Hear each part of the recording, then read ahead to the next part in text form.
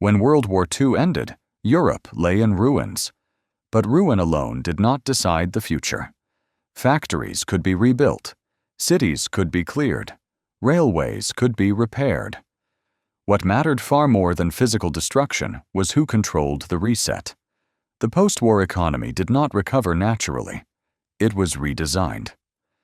Behind the visible reconstruction lay a second layer of decisions about currency, credit, industry, trade, and debt that determined which countries would stabilize quickly, which would struggle, and which would remain dependent for decades. This economic reset was not neutral. It was selective. Publicly, the Allies spoke of recovery, relief, and rebuilding. Privately, they debated leverage, discipline, and political alignment. Economic policy became a tool of order just as powerful as armies had been during the war. The first reality the Allies confronted was chaos. Currencies were worthless. Inflation spiraled. Black markets replaced formal trade. Savings evaporated overnight. In many regions, cigarettes functioned as money more reliably than banknotes. Economic collapse threatened political collapse. Hungry populations radicalize quickly. Unemployment feeds extremism. Shortages invite unrest. The memory of the interwar period haunted Allied planners. They remembered hyperinflation, mass unemployment, and the collapse of democratic governments. They believed, correctly, that economic disorder had paved the way for authoritarianism. So this time, they would not let the economy drift. They would manage it. The second reality was inequality. Not all wartime destruction was equal. Some industries had survived intact. Some regions retained productive capacity. Some elites had preserved assets through war, collaboration, or foresight. Others had lost everything. Allowing a free market recovery would magnify these disparities. Those who had protected capital would dominate. Those who had suffered most would lag. The Allies were aware of this, and they intervened. But intervention was not designed to equalize outcomes. It was designed to control them. The third reality was politics. The war had ended, but ideological conflict was emerging. Economic recovery was now inseparable from political alignment. A country's access to credit, raw materials, and trade would shape its future loyalties. Economic policy became containment policy. Nowhere was this clearer than in Germany. Germany's economy had to be rebuilt, but not too quickly, and not on its own terms. Early Allied plans envisioned dismantling German industrial power permanently. Heavy industry would be broken up. Production limited. The country would be transformed into an agrarian state. This approach was rooted in fear. Germany had used its industrial strength to wage war twice in a generation. Allowing it to recover unchecked seemed reckless, but reality intervened. Europe needed German production to recover. Coal, steel, machinery. Without them, reconstruction stalled across the continent. So policy shifted. Germany would be rebuilt, but under supervision. Industries were reorganized. Ownership structures were altered. Cartels were broken selectively.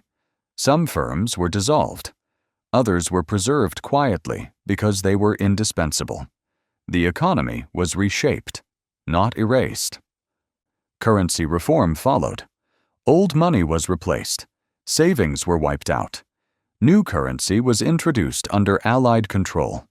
This reset punished those who had hoarded cash. It also erased debts and liabilities selectively. Who lost depended on timing, access, and classification. Those connected to administrative systems adapted quickly. Those outside them suffered.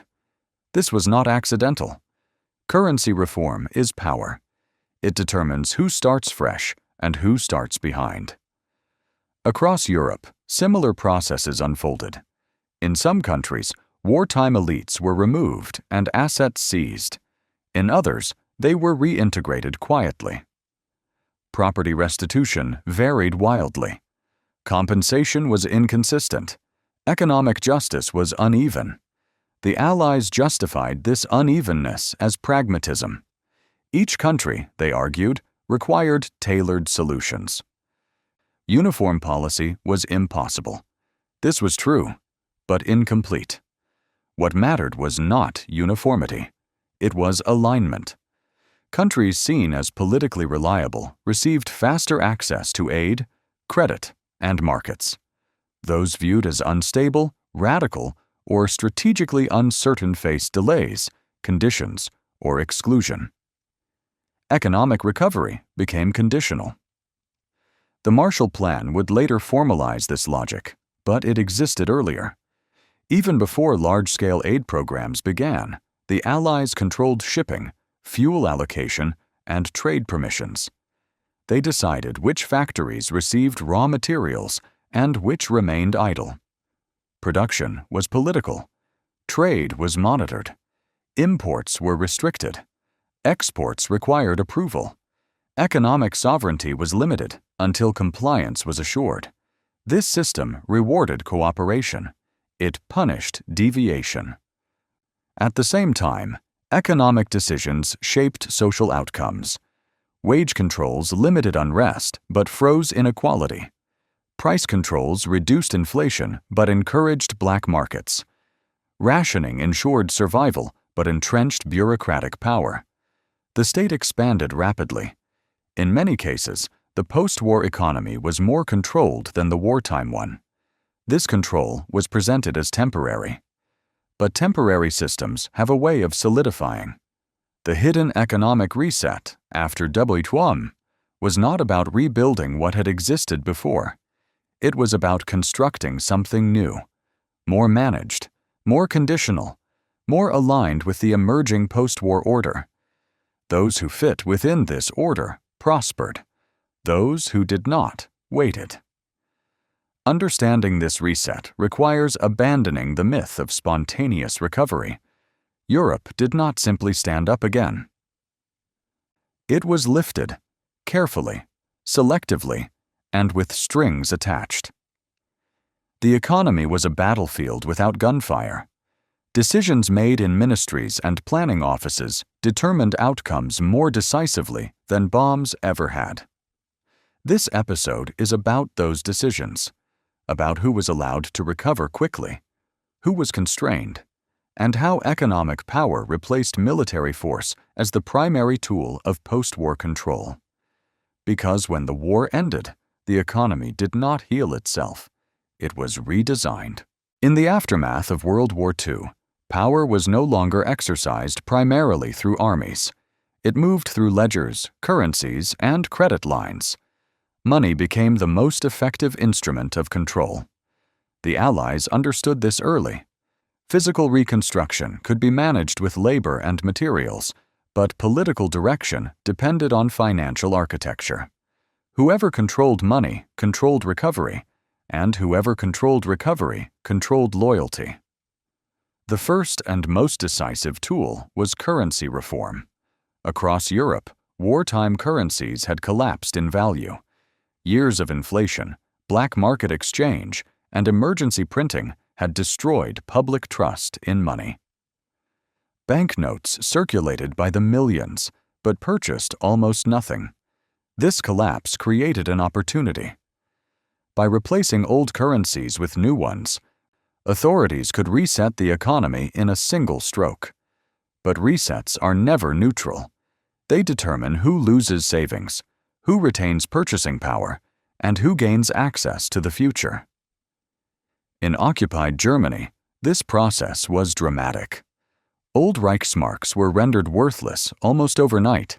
Citizens were issued a limited amount of new currency. Bank balances were converted selectively. Debts were erased or restructured. On paper, this was stabilization. In practice, it was redistribution. Those who had hoarded cash lost everything. Those who had hidden assets in property, goods, or foreign accounts fared better. Those with administrative access adapted fastest. The reset rewarded proximity to power. This was not an unintended side effect. Allied planners understood that currency reform would reshape society. It would weaken old elites tied to the wartime economy while creating space for a new class aligned with post-war governance. But the process was carefully managed. Certain industrial actors were protected. Firms deemed essential to reconstruction were allowed to retain capital or receive early access to credit. Others were restricted, dismantled, or delayed. Money flowed where policy pointed. Currency reform also served a disciplinary function. By wiping out old savings, authorities reduced the ability of populations to act independently. New currency could be controlled through rationing, price regulations, and banking oversight. Economic behavior became legible to the state. The second tool was debt erasure and restructuring. War had left governments, businesses, and individuals buried under liabilities. If enforced fully, these debts would have paralyzed recovery. If erased indiscriminately, they would have rewarded opportunism. The solution was selectivity. Some debts were forgiven. Others were postponed. Still others were quietly written off through inflation or legal reform. Who benefited depended on classification. Small debtors often suffered. Large industrial obligations were renegotiated. State-linked enterprises received relief. Private individuals faced stricter limits. Debt became a filter. It separated those deemed economically necessary from those considered expendable. This filtering was deeply political. In countries where communist influence was feared, debt relief and credit were used to stabilize moderate forces. In others, austerity was imposed to discipline political movements seen as unreliable. Economic pain was not accidental, it was calibrated. The third tool was credit control. Banks did not resume normal operations immediately after the war. Lending was tightly regulated. Access to credit required approval, guarantees, and alignment with reconstruction priorities. Entrepreneurs could not simply borrow and rebuild. They needed permission.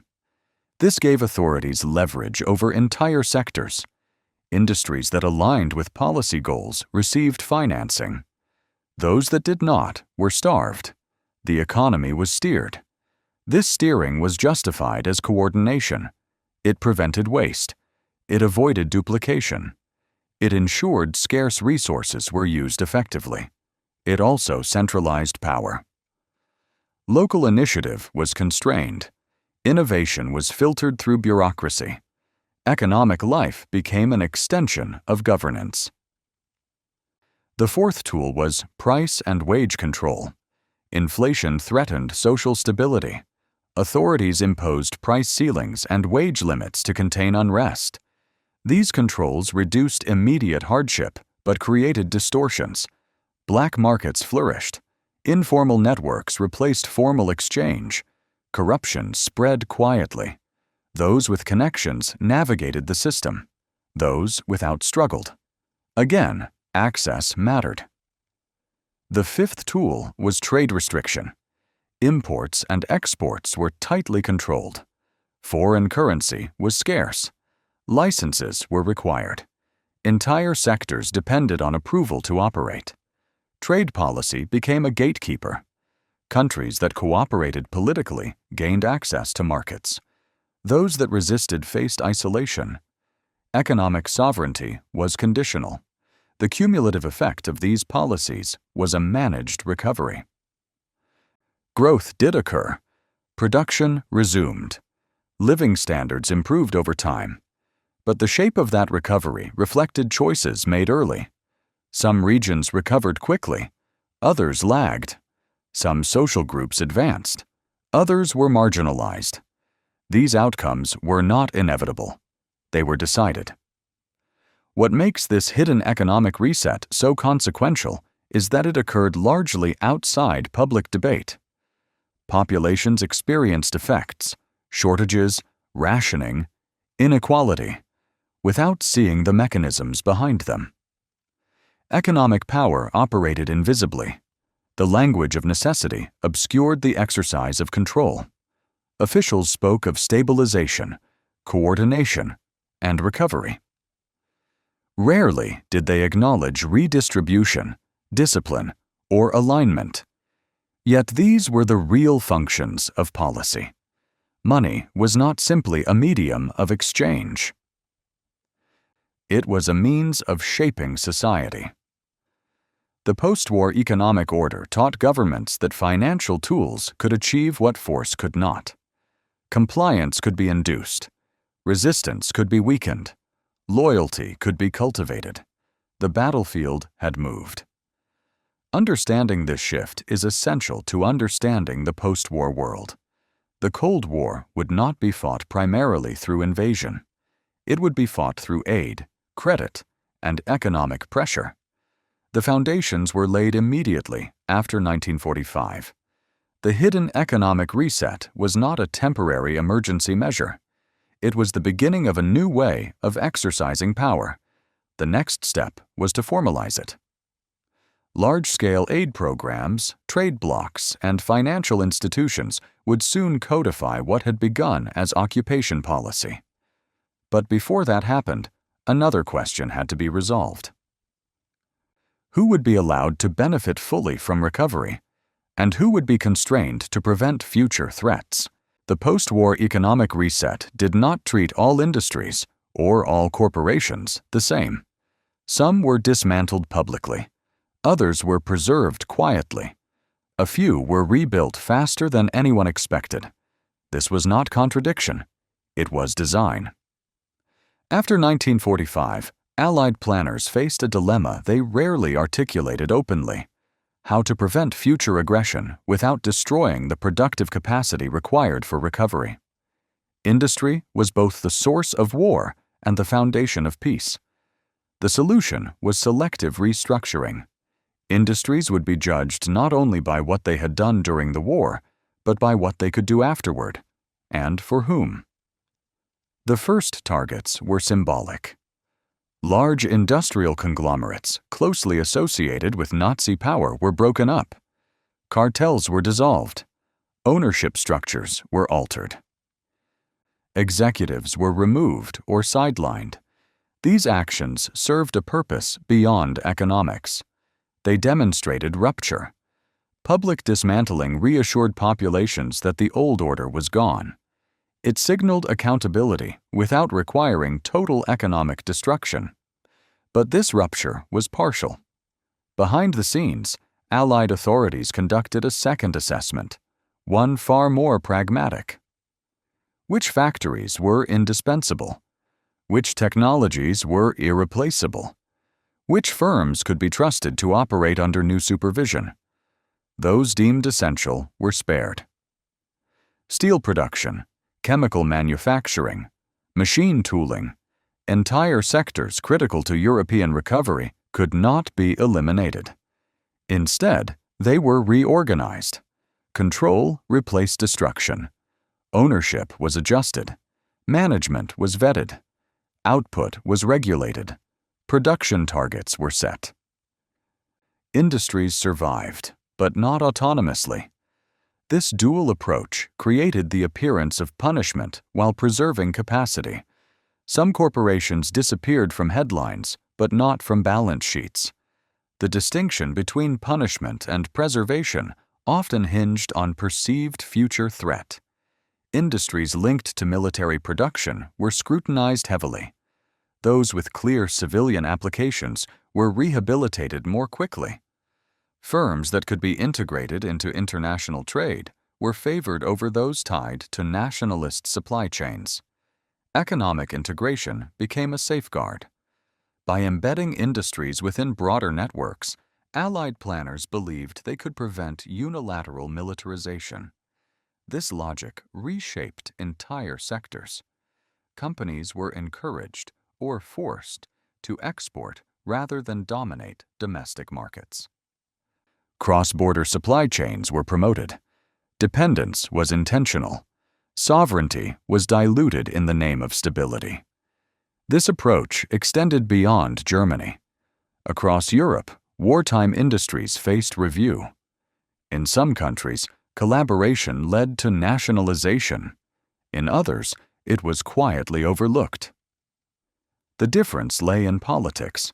Where left-wing movements were strong, economic reform was used to undercut radicalization.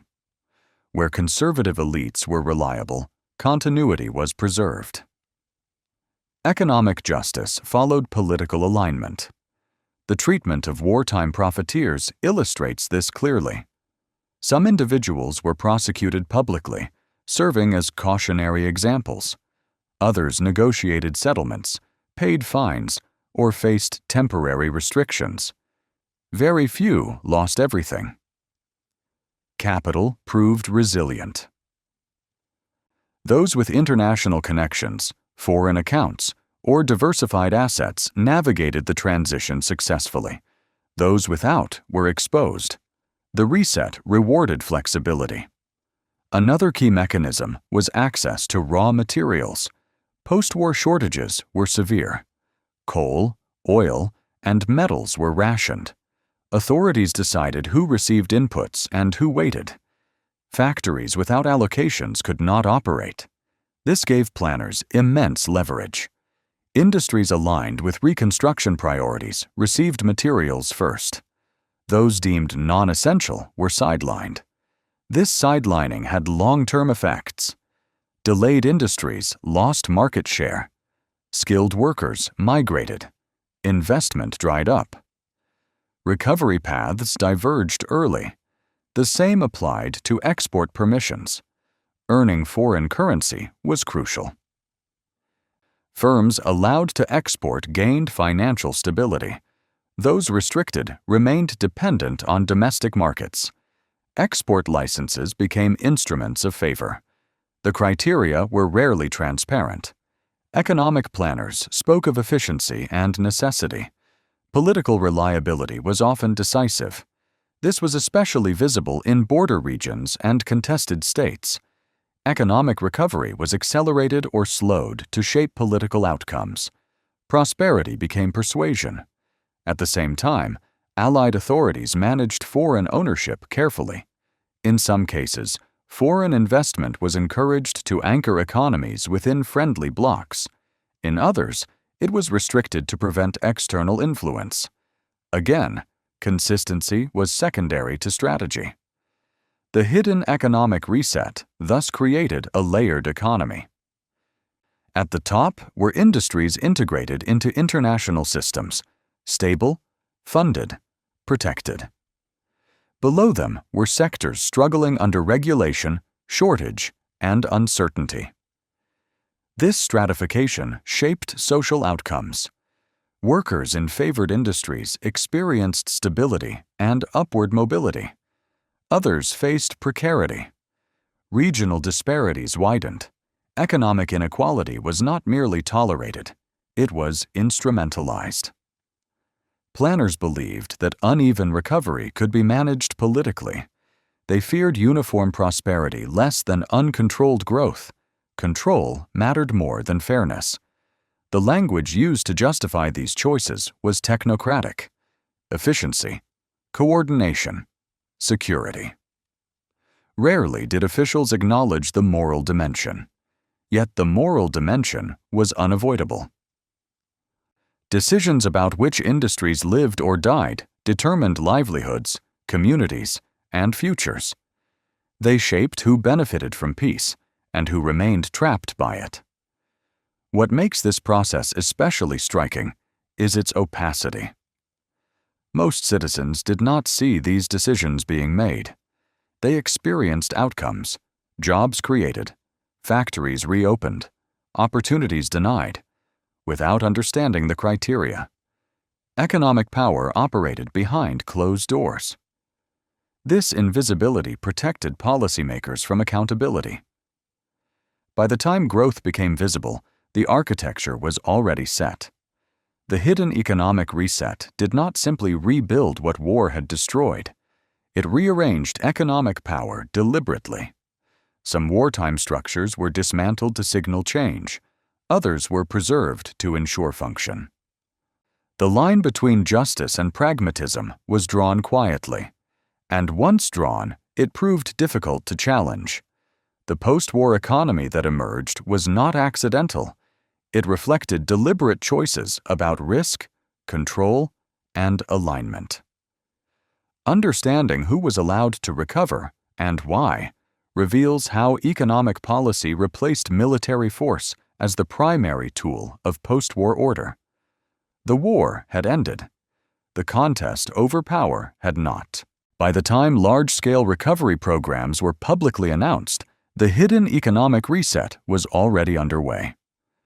The Marshall Plan did not invent post-war economic control.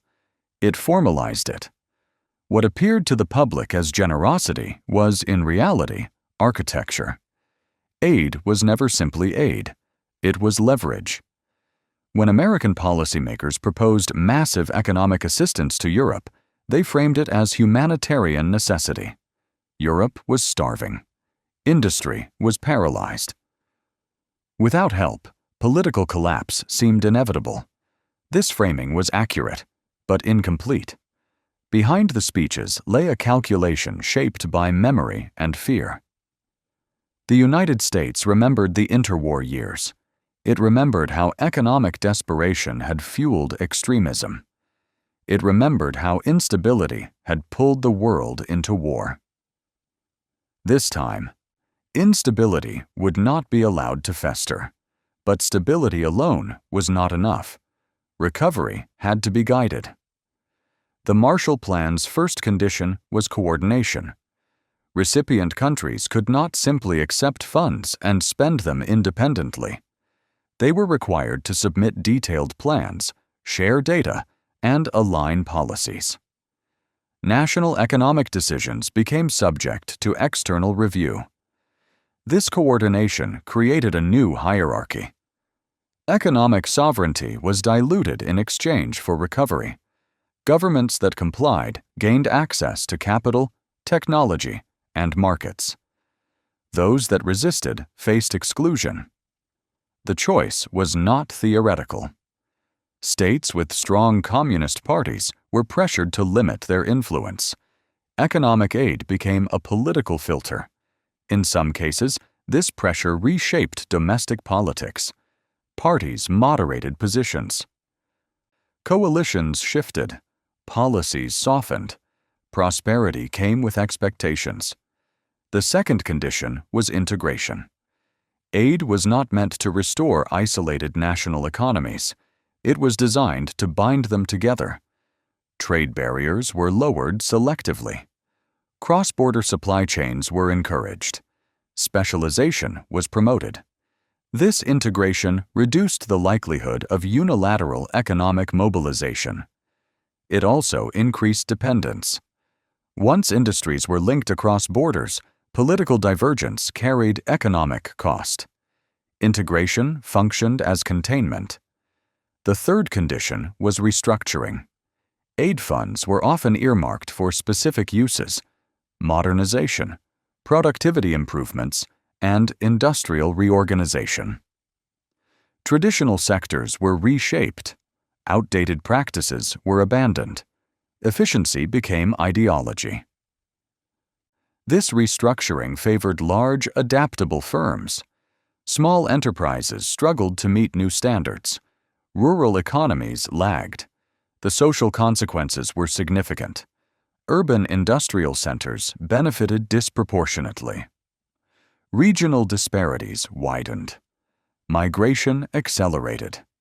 These outcomes were acknowledged but accepted. Planners believed modernization justified disruption.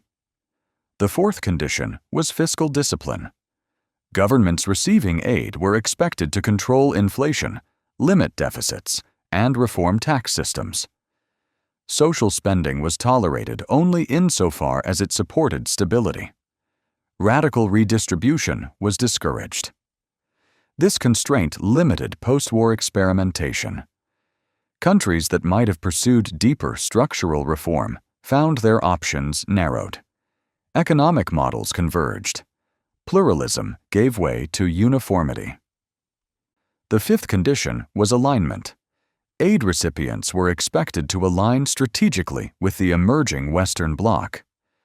This expectation was not always written, but it was understood.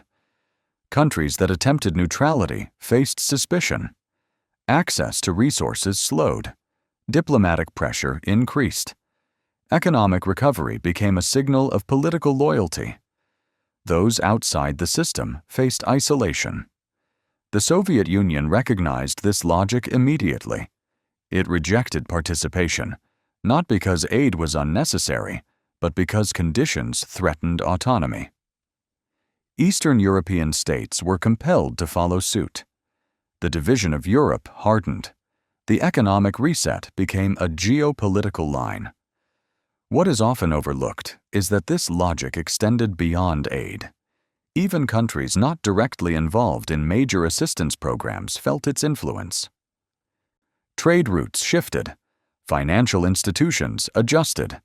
Currency systems aligned. The post-war economic order crystallized quickly. By the early 1950s, the architecture was set. Recovery was visible. Living standards improved. Growth accelerated. To many, this validated the strategy. But validation masked exclusion. Not everyone benefited equally. Countries outside the favored networks struggled. Social groups displaced by restructuring lacked support. Former elites adapted faster than the poor.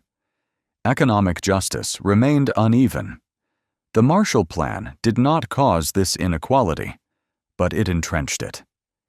Aid stabilized societies by reinforcing existing power structures while reshaping them selectively. It created prosperity without fully addressing distribution. This trade-off was accepted. Planners prioritized speed and security over equity. The moral ambiguity of this choice is rarely acknowledged. Aid saved lives. It prevented collapse. It anchored democracy. It also constrained alternatives. By tying recovery to alignment, the post-war order limited economic imagination.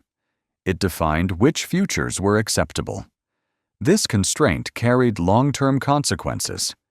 It shaped labor relations, welfare systems, and political culture. It influenced how states responded to crisis decades later. The hidden economic reset thus culminated not in reconstruction alone, but in normalization. A new normal, managed, conditional, and aligned. What had begun as occupation policy matured into permanent structure. The economy became a system of incentives and penalties, rewards and exclusions. Military power receded. Economic power replaced it. This transition was quieter, but no less decisive. Understanding the Marshall Plan as architecture rather than charity reveals the true nature of post-war recovery. It was not simply about rebuilding what had been destroyed. It was about ensuring that what emerged would not threaten the order being constructed. The question that remains is not whether this strategy worked. It did. The question is what it cost, and who paid that cost. The hidden economic reset after World War II did not end when Reconstruction visibly succeeded.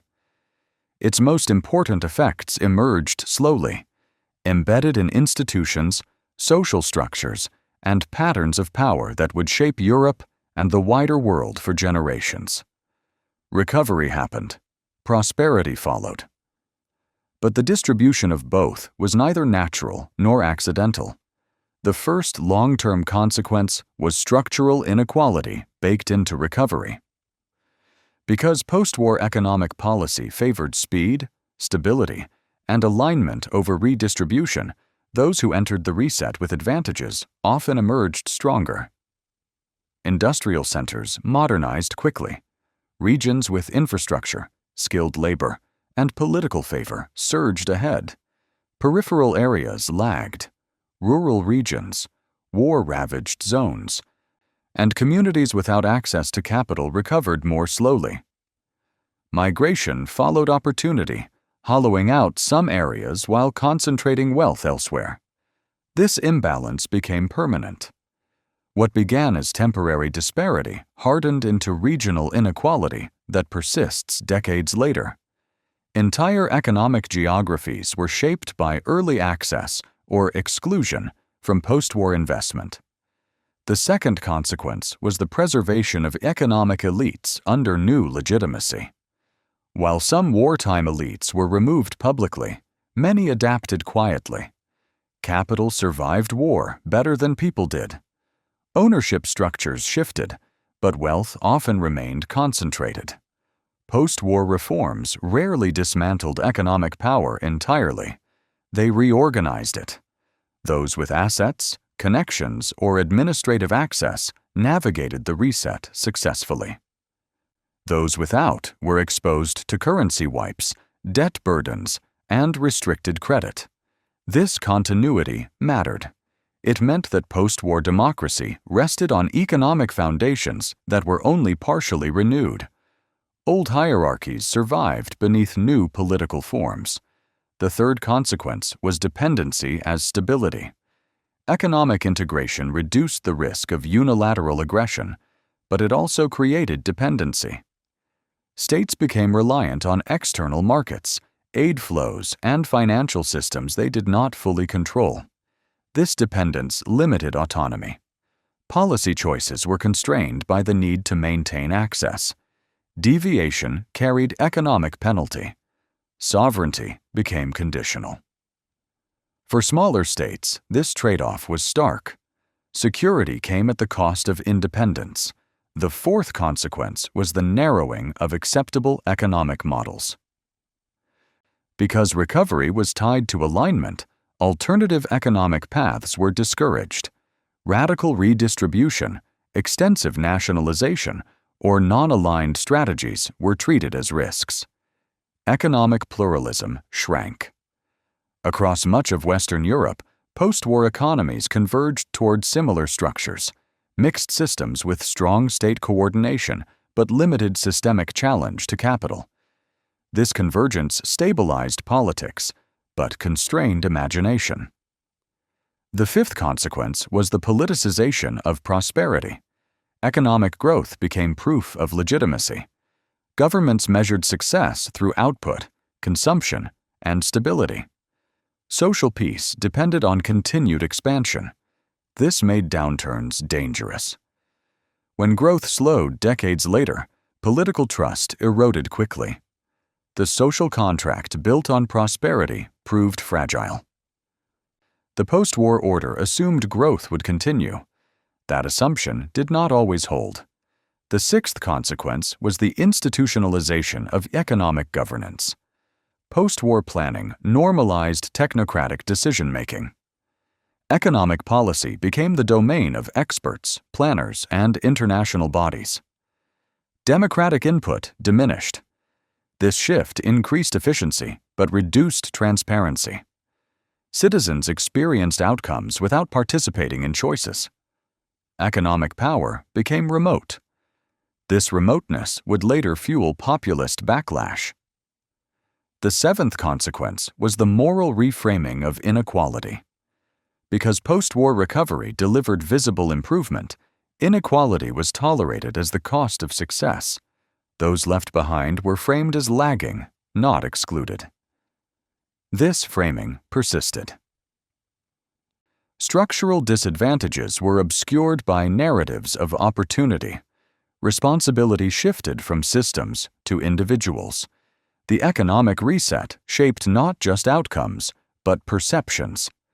The eighth consequence was the export of this model globally. The post-war economic architecture did not remain confined to Europe.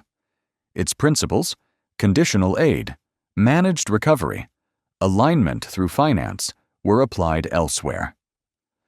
Development policy mirrored reconstruction logic. Aid became leverage. Reform became condition. Sovereignty was traded for stability. The world inherited a system designed for post-war Europe and applied it universally. The ninth consequence was the delay of reckoning. Because the economic reset succeeded materially, its costs were rarely examined. Questions of fairness, exclusion, and long-term dependency were deferred. Success silenced critique. Only when crises emerged, decades later, did these foundations become visible. By then, change was difficult. The final consequence was the normalization of economic power as political power. After 1945, force receded, finance advanced, control over money, trade, and credit proved more durable than military occupation. It shaped behavior quietly and effectively. This lesson was learned and repeated. The hidden economic reset after WW2 was not simply a response to devastation. It was a blueprint for managing peace. That blueprint delivered stability. It also embedded inequality, dependency, and constrained choice. Understanding these consequences does not mean rejecting post-war recovery. It means recognizing that recovery is never neutral. Every reset produces winners and losers. The question is not whether the post-war economic order was necessary. It is whether its costs were inevitable, and why those costs were borne unevenly. These consequences did not emerge overnight. They unfolded across generations, shaping opportunities, expectations, and limits. They remind us that the end of war does not end power struggles. It relocates them, from battlefields to budgets, from front lines to balance sheets, from weapons to policies. The war ended in 1945. The economic order that followed still governs much of the world today. And that makes the final question unavoidable. Was this reset ever meant to be temporary? Or was it designed to endure? The post-war economic reset was never described as permanent. It was presented as emergency management, a temporary framework, a bridge from ruin to normalcy. But the structures built after 1945 were not dismantled when recovery arrived. They were refined. What began as occupation policy hardened into economic order. Controls introduced to stabilize chaos became instruments of governance. Conditions attached to aid became expectations embedded in diplomacy. The reset endured because it worked. It delivered growth. It prevented collapse. It aligned power. And in doing so, it reshaped what peace meant. The central lesson learned by post-war planners was not about generosity. It was about leverage. They learned that economic systems could discipline behavior more effectively than force. That incentives could replace coercion. That dependence could be safer than domination. This insight defined the second half of the 20th century. Military victory ended wars. Economic architecture shaped outcomes. The hidden reset after World War II established a model in which sovereignty was conditional, recovery was guided, and prosperity was tied to compliance with an emerging order. This order was not imposed violently. It was accepted gradually. Countries rebuilt within it. Industries adapted to it. Societies internalized its limits. Over time, it stopped appearing imposed at all. It became normal. This normalization is why the economic reset is so rarely questioned. Its success obscures its design. Growth narratives replace structural analysis. Stability is treated as inevitability rather than achievement. But stability always has a shape. And that shape reflects choices. The choices made after 1945 privileged control over equality, alignment over autonomy, and speed over justice. They rewarded those who could integrate quickly and sidelined those who could not. They preserved some elites while removing others. They accelerated some regions while delaying others. They narrowed acceptable futures. These outcomes were not accidents. They were the price of a managed peace. The post-war order did not ask whether recovery could be fair. It asked whether it could be safe. Safety 1. This does not mean the architects of the reset acted in bad faith. They faced a devastated continent, exhausted populations, and the memory of collapse. They feared that unstructured recovery would produce chaos, and chaos had already destroyed the world once. Their caution was understandable. Their compromises were consequential. What followed was a peace that delivered material improvement while postponing deeper questions about distribution, power, and voice. Those questions did not disappear. They waited. As generations passed, the economic structures built after W6 became invisible foundations. People experienced outcomes, jobs, inequality, opportunity, without seeing the framework that shaped them. Only when crises emerged did the architecture reappear. Financial shocks, debt crises, political backlash. Each revealed the limits embedded in the post-war design. The hidden economic reset teaches us that peace is not simply the absence of war. It is a system built to manage risk, channel power, and constrain possibility. That system can succeed and still leave unresolved tension. The Allies won the war. They rebuilt Europe. They stabilized a continent. They also defined the boundaries within which recovery was allowed to occur. Those boundaries still matter. Understanding the post-war economic reset does not diminish the achievement of reconstruction. It clarifies it. It shows that recovery was not spontaneous, neutral, or inevitable. It was engineered. And like all engineered systems, it reflected priorities. The war ended in 1945. The economic order that followed was meant to prevent another one. Whether it was meant to be permanent or merely necessary was never fully answered. History suggests the answer is both. If you want World War II history beyond battles and generals, the decisions that shaped the peace, the systems built in silence, subscribe to WW2 Declassified. This channel documents how the war truly ended. If you want to support this work directly, you can do that on Patreon. Your support keeps these long-form investigations independent, document-driven, and uncompromised. The link is in the description.